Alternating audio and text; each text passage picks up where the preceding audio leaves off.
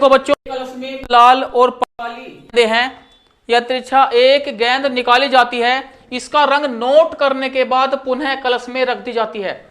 पुनः निकाले गए रंग की दो अतिरिक्त गेंदें कलश में रख दी जाती हैं तथा कलश में से एक गेंद निकाली जाती है। दूसरी गेंद की लाल रंग के होने की प्रायिकता बतानी है।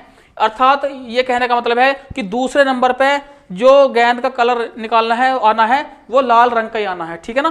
तो यहां लिख लेंगे, देखो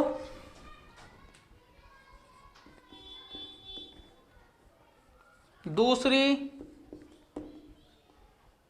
गेंद की लाल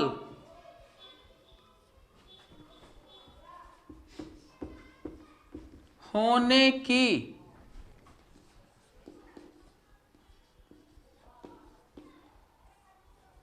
प्रायिकता बराबर। अब देखो, अब ये मान के चलो यदि पहले प्रयास में गेंद का रंग कौन सा आया, ब्लैक, यानी कि काले रंग की गेंद निकलती है, तो यहां पर देखो, तो यहां टोटल गेंदों की संख्या कितनी है, 10। अब काले रंग की गेंद कितनी है, 5, तो यहां 5/10 गुना। तो होता क्या है, जब काले रंग की गेंद स्टार्टिंग में ही आ गई, लेकिन दूसरे नंबर पर क्या निकालनी है, लाल रंग की गेंद। ठीक है, लेकिन पहले शर्त के अनुसार क्या करना है, जब काले रंग की गेंद आ गई तो दो अतिरिक्त गेंद वो तो डालनी है जो काले रंग की आई थी, 2 डालनी। तो काले रंग की गेंद कितनी होगी, यहां 7 होगी, और 5 क्या है, लाल रंग की। तो कुल गेंदों की संख्या कितनी बन रही है इसमें, 7 और 5 12। लेकिन सेकंड स्टेप में निकालनी कौन सी है, लाल रंग की गेंद।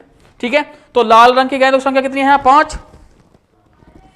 तो यहां पर सेकंड स्टेप यानी कि 5, लेकिन टोटल गेंद कितनी होगी थी, 7 ये होगी थी, और 5 ये, 7 और 5 12, यानी कि 5/12 लिख देंगे।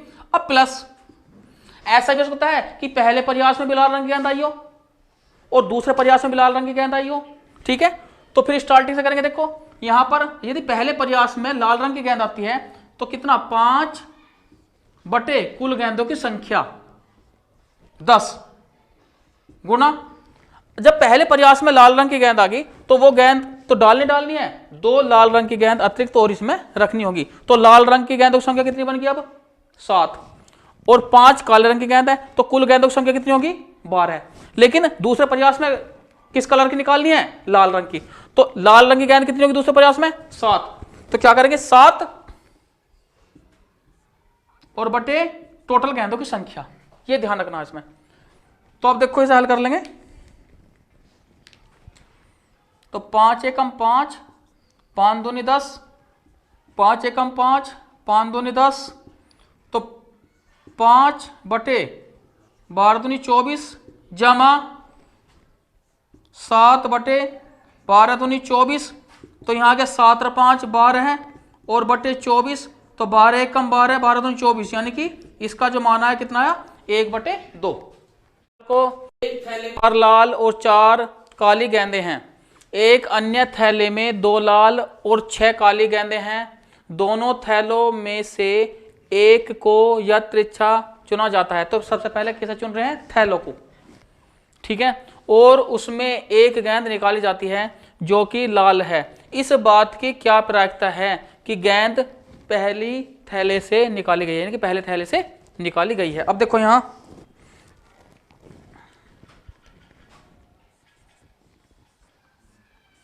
माना पहले जो थैला है उसकी घटना E1 और दूसरे वाले की E2।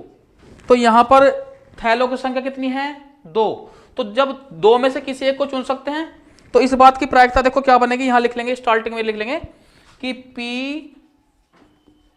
PE1 बराबर PE2।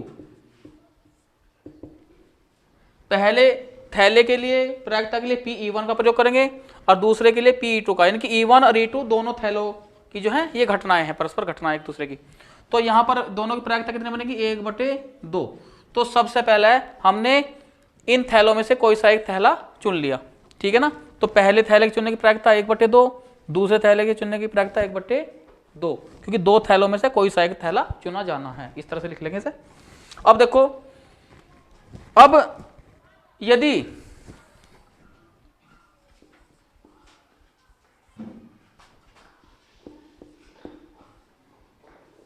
गेंद के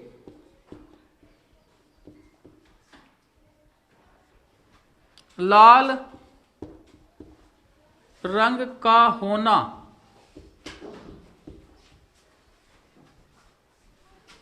यानी कि आर है, या लाल रंग का होना आर से प्रदर्शित करते हैं। तो देखो तब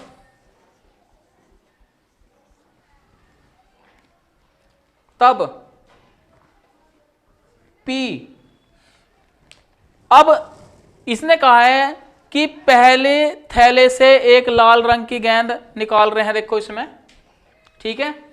तो पहले थैले में कितने लाल रंग की गेंद हैं? 4, ठीक है।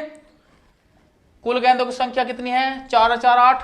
तो इस शर्त को लिखेंगे, देखो, यानी कि पहले थैले से लाल रंग के गेंद यानी कि R/E1। तो इसका कहने का मतलब है भाई लाल रंग की गेंद निकाली किससे? पहले वाले थैले से, अर्थात R/E1। ये ध्यान रखना है, R/E1 बराबर लाल रंग के गेंदों की संख्या कितनी है? 4 बटे पहले थैले में कुल गेंदों की संख्या कितनी है? 4 + 4 यानी कि 4 बटे हो गया यहाँ 8, तो 4 एकम 4, 4 दूनी 8 यानी कि 1/2। पहला क्लियर हो गया, ठीक है। अब इसके बाद एक अन्य थैले में 2 लाल और 6 काली गेंदें हैं, तो इसमें से भी एक लाल रंग की गेंद निकाल देंगे। तो इसमें लिखेंगे P, लाल बॉल निकाल ली किससे? दूसरे थैले से यानी कि E2 बराबर लाल रंग की गेंद 2 जमा कुल गेंदें 2 + 6 यानी कि 2/8, 2 एकम 2 और 2 चौक 8। सिंपल।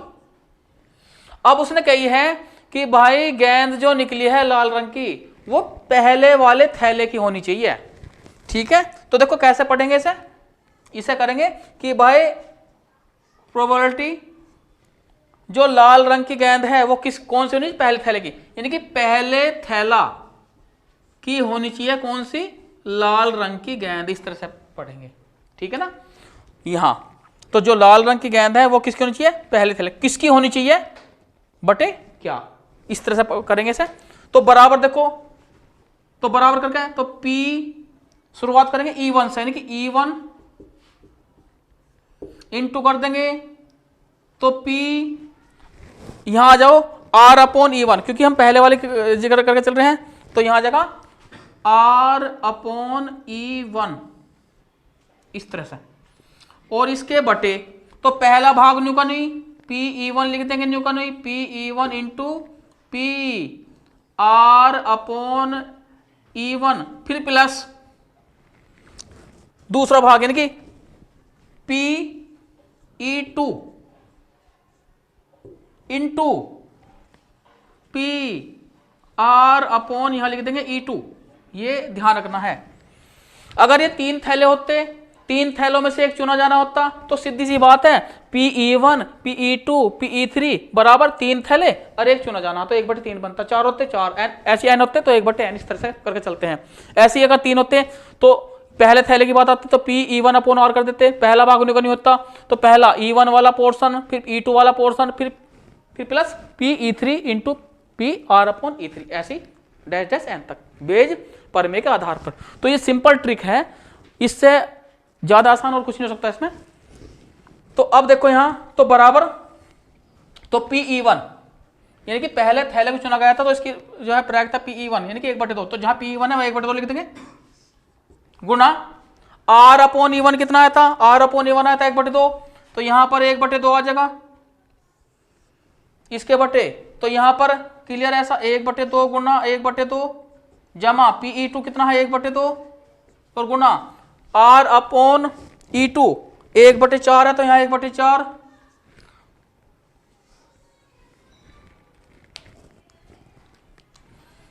तो बराबर कितना? 1/4 ये कैलकुलेशन होगी। और इसके बटे कितना? 1/, यहां 4 आ गया, 1 1 1 2 2 4, और यहां प्लस 1/, कितना आ गया? 8। तो 1/4 न्यू का न्यू 4 और 8 का एलसीएम कितना आ गया? 8। तो यहाँ लिख लेंगे 4 दूनी 8 गुना 1, 8 एकम 8 गुना 1, तो बराबर 1/4, 2 और 1 3, तो 3 बटे कितना आ गया 8, तो 4 दूनी 8, इसकी गुणा ऊपर आ जाएगी, इस केस में गुणा हो जाएगी, तो 2 बटे कितना आ गया 3। ये इस तरह से कैलकुलेशन करनी है। नंबर 3 यह है कि महाविद्यालय के छात्रों में से 60% छात्रावास में रहते हैं और 40% छात्रावास में नहीं रहते हैं। पूर्ववर्ती वर्ष के परिणाम सूचित करते हैं कि छात्रावास में रहने वाले छात्रों में से 30% और छात्रावास में न रहने वाले छात्रों में से 20% छात्रों ने ग्रेड ए लिया। वर्ष के अंत में महाविद्यालय के एक छात्र को यथेच्छा चुना गया और यह पाया गया कि उसे ए ग्रेड मिला है। इस बात की क्या प्रायिकता है कि वह छात्र छात्रावास में रहने वाला है? तो यहां देखो, माना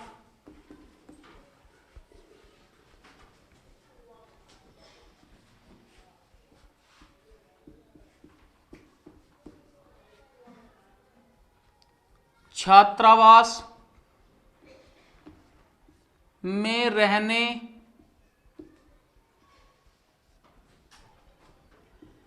व न रहने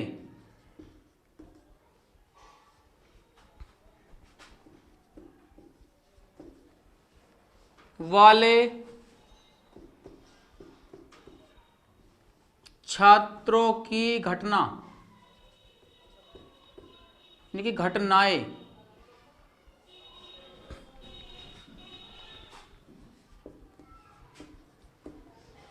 क्रमशः E1 तथा E2 हैं। यानी कि छात्रावास में जो रहते हैं उनकी घटना E1 और जो नहीं रहते उसे E2 ले लिया। अब बात आती है ग्रेड की। तो ग्रेड से पहले हम उनकी पहले जो परसेंटेज दी है, इनकी महाविद्यालय में 60% छात्र जो है छात्रावास में रहते हैं, तो इसे लिख लेंगे। देखो PE1 यानी कि इसकी प्रोबेबिलिटी जो है जो E1 घटना की है वो कितने 60%, यानी कि 60%। तो यहां लिख लेंगे 60/100, 0 से 0 कट गई तो दशमलव कितना आया 6। वह PE2 जो छात्रावास में नहीं रहते वो कितने हैं 40%।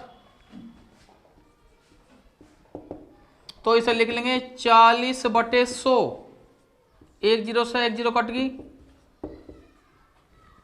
0.4। अब देखो यहां, अब जो छात्रावास में जो रहने वाले हैं 30% जिसे ग्रेड ए मिला, और जो छात्रावास में नहीं रहने वाले हैं वो 20% छात्रों ने ग्रेड ए लिया। तो देखो इसलिए तो प्रोबेबिलिटी यानी कि जो छात्रावास में रहते हैं उन्होंने ग्रेड ए लिया, तो ग्रेड ए लिया किसने लिया? छात्रावास में रहने वाले। बराबर कितने परसेंट? 30%, अर्थात 30/100। जो 3 को 10 से भाग करेंगे तो दशमलव कितना आ गया 3। उसके बाद वह अब ग्रेड ए लिया किसने? जो छात्रावास में नहीं रहते, यानी कि E2 घटना क्या है? जो छात्रावास में नहीं रहते। ये कितने हैं 20%। तो बराबर कितना आ जाएगा 20/100, 1 0 से 0 कट गए तो 0.2। अब देखो वही फॉर्मूला के चलेंगे। इस बात की क्या प्रायिकता है कि वह छात्र छात्रावास में रहने वाला है? तो बिल्कुल क्लियर कर लेंगे। देखो तो अतः प्रोबेबिलिटी किसकी निकालनी है? जो छात्र छात्रावास में रहता है, ठीक है, उसकी प्रायिकता। तो देखो अब क्लियर कर लेंगे। तो छात्रावास में रहता है, तो छात्रावास में रहने वाली घटना यानी कि E1 अपॉन ए, यहां ऐसे उल्टा करके लिख देंगे। तो इसका कहने का मतलब है कि भाई ग्रेड ए मिला, इस बात की क्या प्रायिकता है कि भाई जिसे ग्रेड ए मिला वो छात्रावास में रहता हो, यहां ऐसे पढ़ेंगे, ठीक है। तो बराबर PE1, तो यहां जगह PE1 स्टार्टिंग तो कैसे लिखेंगे, बिल्कुल PE1 इंटू ऐसा करके स्टार्टिंग वाला पॉइंट, यानी कि इसे यहां लिख लेंगे PA/E1 ऐसे। तो यहां जो पहली शर्त थी इसका उल्टा कर देना है, यानी कि इसने कहा है कि इस बात की क्या प्रायिकता है कि वह छात्र छात्रावास में रहने वाला है, तो इस बात की क्या प्रायिकता है, तो जिसे ग्रेड ए मिला है वह छात्र छात्रावास का है, तो यहां पर कि भाई जिसे ग्रेड ए मिला इस बात की क्या प्रायिकता है कि वह छात्रावास में रहने वाला है, इस तरह से यहां लिख देते हैं, यानी कि इसका उल्टा करके। अगर वो कहता कि छात्रावास में नहीं रहने वाला तो E2/A कर देते, सिंपल। तो फिर बराबर फॉर्मूले याद करने का तरीका देखो, PE1 यहां लिख देंगे इंटू P लिख के इसका उल्टा कर देंगे, यानी कि A/E1 इस तरह से। तो पहले नंबर में पहला भाग PE1 इंटू PA/E1 और प्लस फिर PE2 इंटू PA/E2 इस तरह से। ये एकदम बहुत ही आसान तरीका है करने का। तो देखो PE1 कितना है, अब मान रखते चले जाएंगे, PE1 है 0.6 गुना PA/E1 कितना है 0.3 लिख देंगे, इसके बटे पहला भाग न्यू का न्यू लिख लेंगे 0.6 गुना 0.3 जमा का निशान लगा देंगे। PE2 कितना है, PE2 है 0.4, तो 0.4 गुना PA/E2, तो PA/E2 कितना है 0.2, तो यहां पर 0.2 कर देंगे। तो 36 18 तो 0.18, ऐसे यहां 0.18 जमा और 0 यानी कि 4 दूनी 8 यानी कि 0.08,